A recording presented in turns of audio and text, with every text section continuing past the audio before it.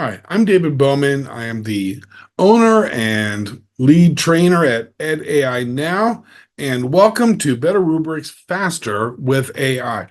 Before we jump into the different rubrics and their uses and how to create them, I want to take just a moment to provide some context and try to answer the question, why are we even doing this and why are we making them free to folks? So let's pop over very quickly to here. And let me see if I can fill you in or give you some background on what this is really all about.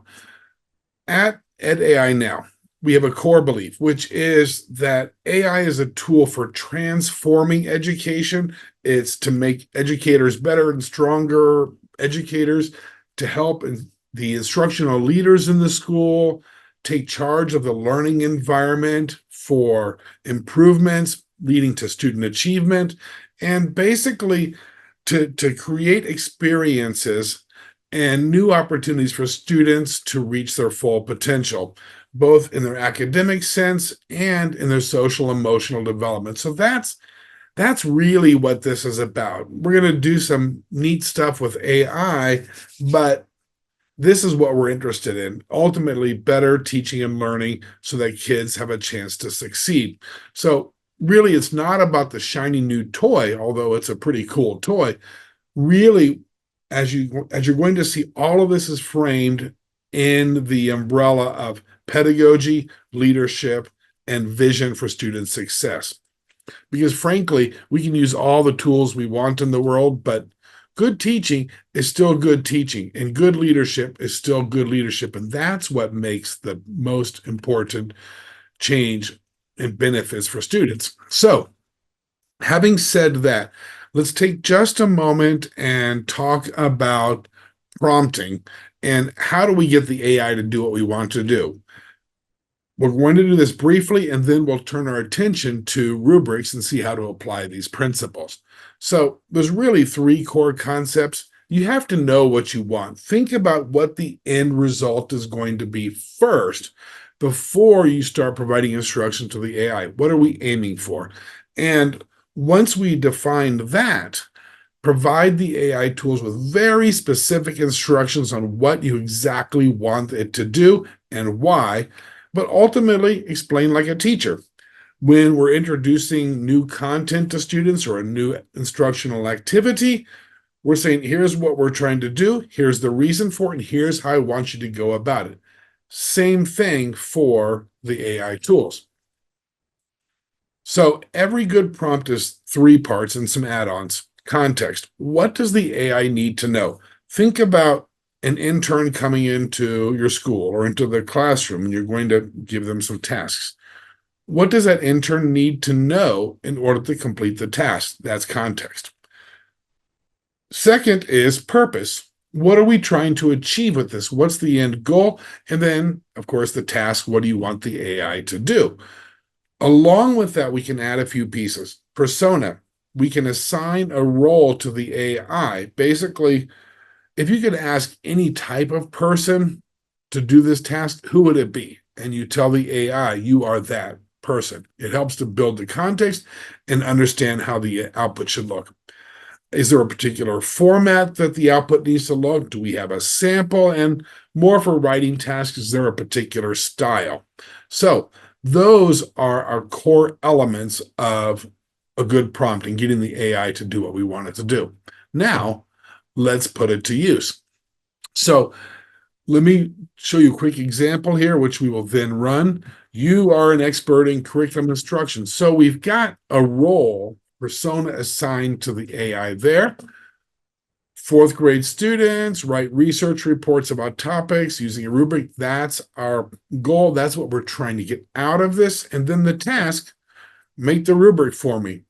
Very specifically, 4 categories, 3 levels, add a scoring guide, and even something about the format. Now, when we do all of that, we get a pretty good output. So let's say we didn't include that. We just give the task only. Create a rubric for a research topic, right? Which is what this one is about. So if we only give the task, and none of the other stuff, we get a response that probably is not going to be very useful to us. And rubric from middle school through undergraduate, thesis, background, evidence, research, analysis, decent stuff, but does it actually fit the assignment and the learning outcome for the students? Probably not. Good stuff in there, but we can improve upon it by strengthening our prompt. So let's take a look at the full prompt with all of its different components in it. And let's see if we get a different response, and more importantly, a better one. So there it is right there, and go. Clear scoring. I had 4 categories, 3 performance levels. Now we are getting exactly what we want and developmentally appropriate for the grade that we included. So I use facts from more than one good source, organization. So there's my 4 categories. There's my scoring guide, and et cetera, et cetera, et cetera. So we get a very tailored response that's appropriate for our purposes when we flesh out the whole prompt. All right, so that, just some things about prompting. Now, let's turn our attention to rubrics, because that's why we're here. So we kind of all know what rubrics are, right? It's a list of expectations, levels of development for each of those expectations, just like we saw there. But I will mention one trap that we often get into.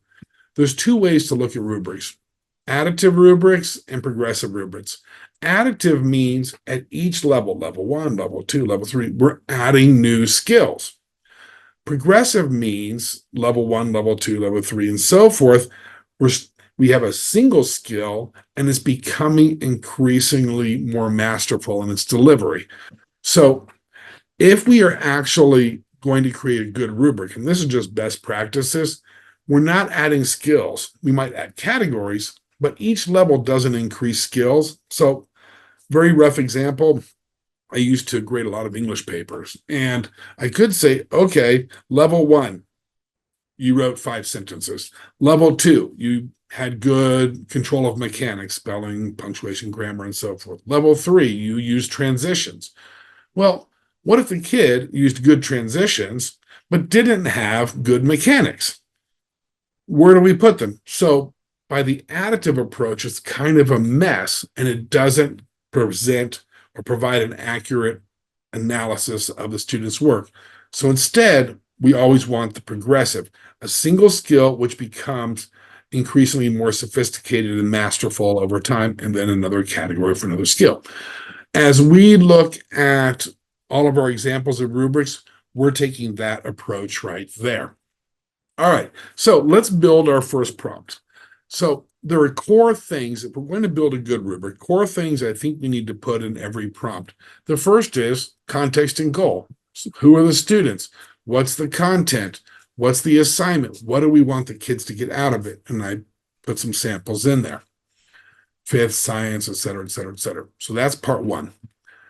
Then, what is the reason for this task? Why do we want the AI to produce this thing for us? Guide students, provide objective tool for assessment.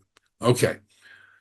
The next piece that we need to put into our prompts for creating good rubrics is, of course, the task itself, and very specific. Rubric, 4 categories, 4 performance levels. And as you're working on rubrics yourself, you're going to put in all of your own details for each of these pieces. The components are likely the same, but the pieces will be different.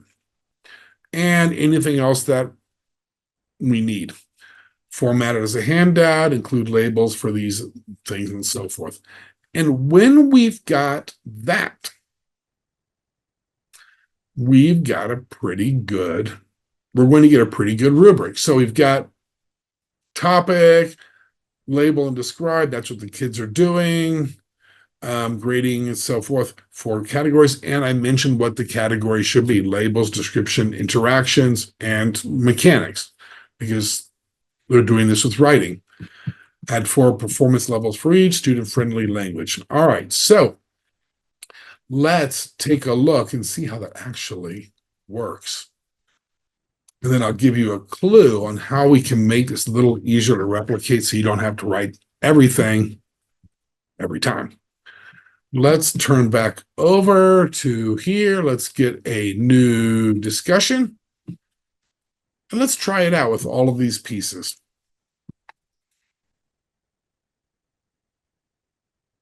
All right, here's our student-friendly, et cetera, et cetera, et cetera. And we've got everything we need, which is very cool.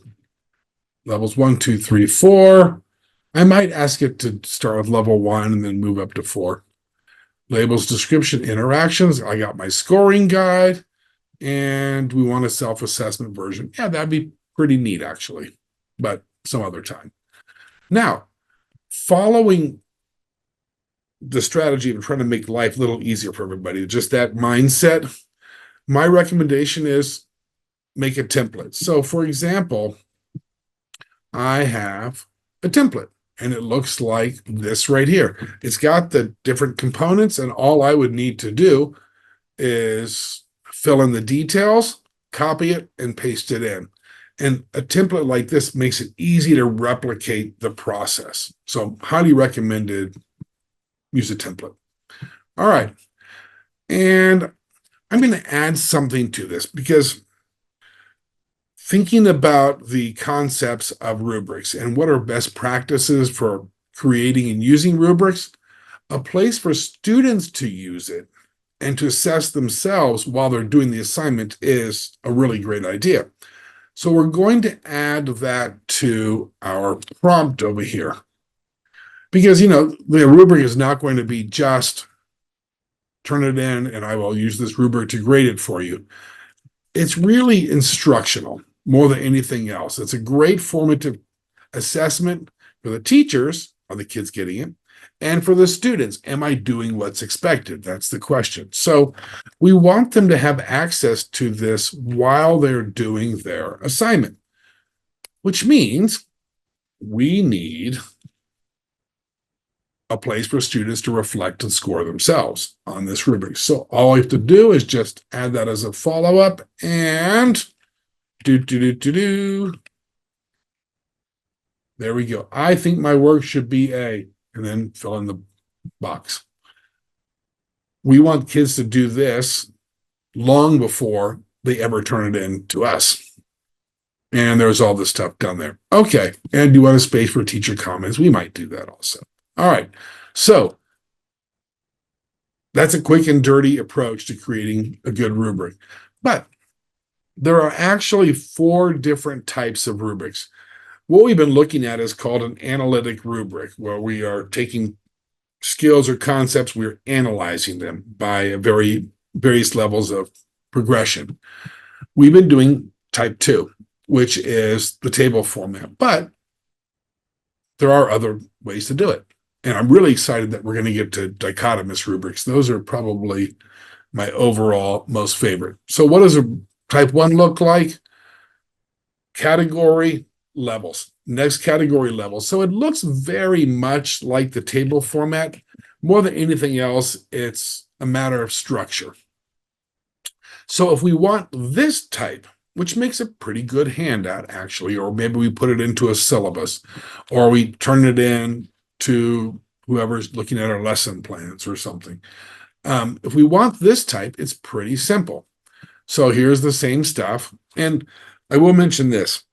As we look at rubric types, I'm going to keep reusing the same example. We always talk about rubrics with social studies and oral presentations and writing assignments and so forth. I thought we can use rubrics for all sorts of content. Let's try band. So we're going to be looking at the examples all around band students, music students. They're going to do a little solo performance, and what we're looking for is the quality of their production, the sound production. Are they playing their instrument well, basically? Okay, so 10th grade band, solo, outcome, mastery of sound production. We're going to use it for self-assessment in 9 weeks. And here's the task. Rubric, 5 categories, and I've listed them.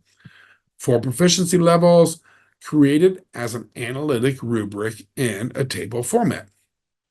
Outline format, excuse me. This is type 1. Scoring guide, 50 points, equal for each one. All right, so when we do that, and I think I better get new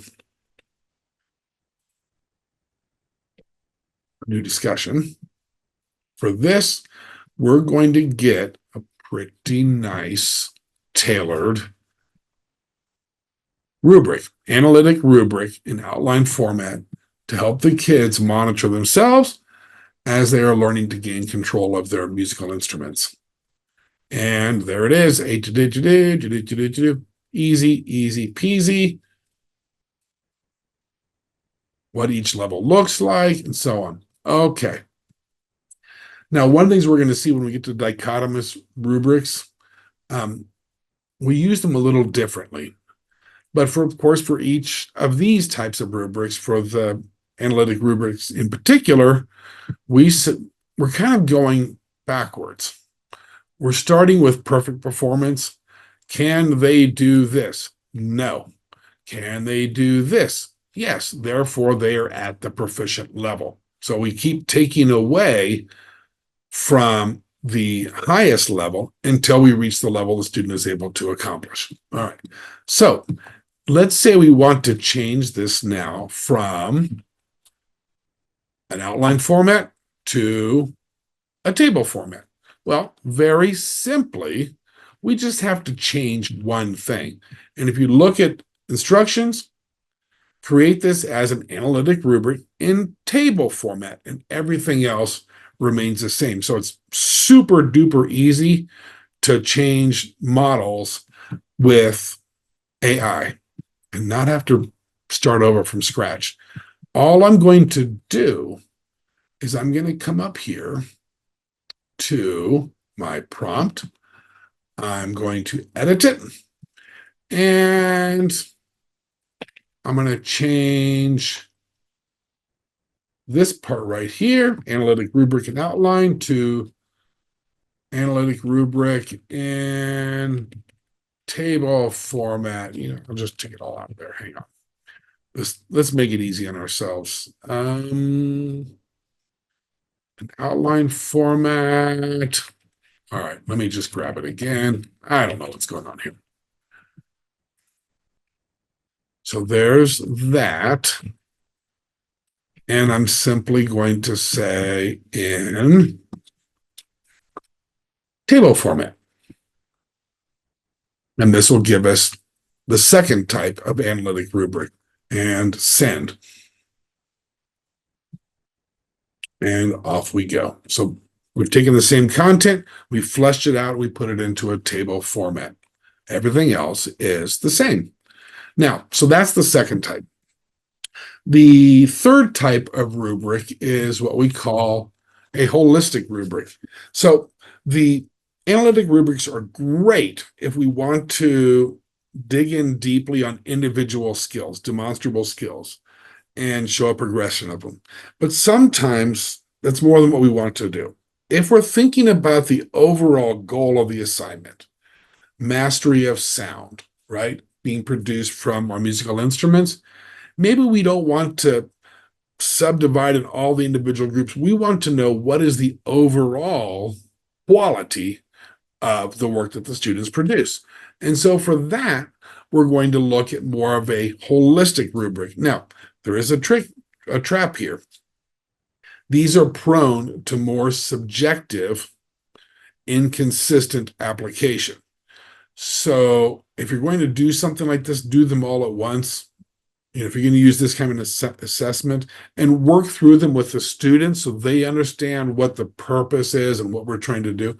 Because as you see, for each of these, we've got all those areas. We've got breath control and expressiveness and articulation and tone and all that mixed up together. And we're providing an overall judgment of the overall final content, the overall final demonstration. But it can be very good for providing feedback to students.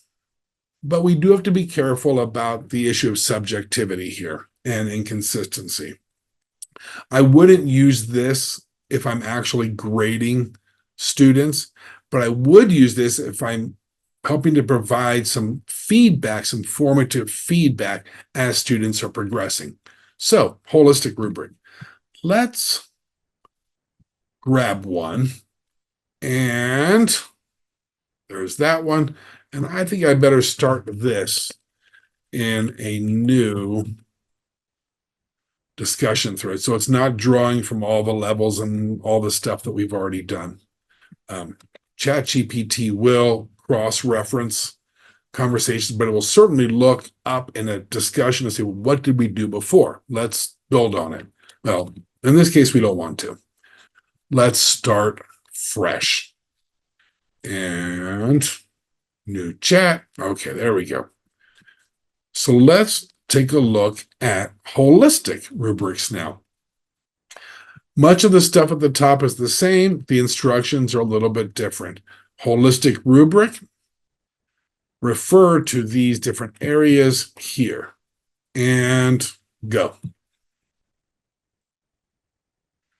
So holistic, instrument solo, purpose, self-assessment, and now we've got some narrative discussion representing each level of proficiency here, from bottom up to exemplary.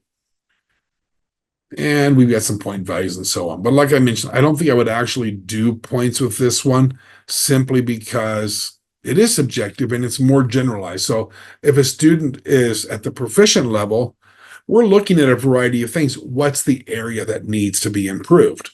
And this isn't going to pinpoint that, but it will give some good overall feedback. All right, so that is holistic rubrics and scoring guide. And one thing I really love about this, it's actually drawing from credible sources. In this case, the National Association for Musical Education. It's drawing from that to build those levels of performance and what they actually look like. All right, do you want a reflection section? Yeah, that'd be great. Some other time. All right, the last one that we have to look at is probably my favorite, to be honest. And that is what we call the dichotomous rubric. And frankly, it's not well known, but I think it's really powerful for all the same reasons, for assessment and for guiding and formative and providing feedback and all of these things. And it's pretty easy to use, which is doubly cool. All right, so what does it actually look like? So it's basically a decision tree. It's a yes-no decision tree. With the other types of rubrics, they are all, they're kind of all a deficit approach. Start at the highest level and then work your way down until you get to the place where students can demonstrate the skills. Okay. This one is more of a vertical or a progressive approach. Start at the lowest level, and can the student do it? So with the other rubrics, the student is not doing this, the student is not doing that, doesn't do this, and on the way up. It's sometimes, and it builds up. But this one, everything is the student doing something? Not, are they not doing it, but are they in fact doing it? And it creates a decision tree. So does the student produce clear and consistent tone? Yes. Then we go to the next question. If not, we call the student beginning, and there's a little description. So we proceed. Does the student demonstrate control? Yes. We can go to the next question. Is the articulation appropriate? Yes, and so forth. However, this can be a little tricky to explain to folks. It looks very simple, but it can be a little tricky. And one of the reasons is the level that the student is rated at, beginning, emerging, and so forth, is not what they're performing at. It's the level that they're working on. So, for example, if we say that the second one, does the student demonstrate control of articulation? No. Well, the student is at level 2, emerging. Whereas all the other rubrics and what we typically do when we're assessing kids, we say You are at this level representing the highest level that you have mastered. With a dichotomous rubric, it's different. You are at this level because these are the skills that you're working on now, not what you've mastered previously, but what you're currently doing. And that makes it a little tricky to do. So we need to fix this in order to align this approach with how we typically think about proficiency levels. It's not too hard to do, but we're going to need to add some rules. But let's start with that, and then I'll show you how we can modify it. All right, 10th grade band, etc. Create a progressive dichotomous rubric to gauge sound articulation, 6 proficiency levels. Format it as a text-based flowchart. We'll start there, and then we will improve upon it. So this is 4D, and copy. But I'll tell you, it will give us a chance to show a very, very useful technique when we're working with our AIs, and that is rules. All right, so there's that. And here we go. Self-assessment, and there's our decision tree, et cetera, et cetera. Do they do it? So it's kind of what we just looked at here. All right. And then finally, if level 4 is yes, if yes, level 4, then what level are they at? Well, no, they are not doing that. So therefore they are at level 5. See, and that's where it's the trap. It's like they're not, this is level 4. They're not doing these things. Therefore, they are at level 5, which is the level they're currently working on, as opposed to the level that they have mastered. All right. So let's fix that. And some more stuff down there. Okay. It's not too hard to fix it, actually, but we need to add some rules for the development of this. Here, we're going to add to the other information that it needs. All right, so rules are, if a student gets a no, then the student's rank is the prior level mastered, right? So if they bottom out at level 5, they're not doing it, then we call them level 4. But what do you do for the very first one? We need a level 0. So if they can't even do the first thing, the rating is introducing. And then I give a little description of how it works. So level 1 is beginning. If they can't even do that, then they're introducing, or whatever we want to call level 0. But if they're a yes for that, then that level has been mastered. And so they have mastered level 1, and we continue. Level 2, now here, this is the developing level. If they're a no, they are back. They have mastered the prior level, level 1, beginning. So it's going to represent the highest level mastered as opposed to the level they're working on. And if they're a yes, say we mastered it. And for each question, give the name so we have a cross-reference. All right. So I could just add it to the original prompt, but here I'm just going to add it down here. Modify using these rules. And I'll just put that in there instead. This is going to fix the problem with the dichotomous rubric and align it with what we generally do in education. And frankly, make it a lot easier to understand as well. So, does the student produce? No. Call them introducing, which means they haven't yet developed articulation, clarity, and control. Yes, beginning level is mastered. Continue. And developing. Level 2 is developing. If they can't meet the criterion, then they are the prior level, beginning. But yes, the developing is mastered. Continue to the next question, and on down. So it makes a nice forward moving progression of skills. Not we're going to take away because you're not good enough for 5, you're not good enough for 4, you're not good enough for 3. Instead, we're going to build from the most basic level and then progress those skills to higher and higher degrees of proficiency until we get to the point where the student is unable to master any or demonstrate any higher levels.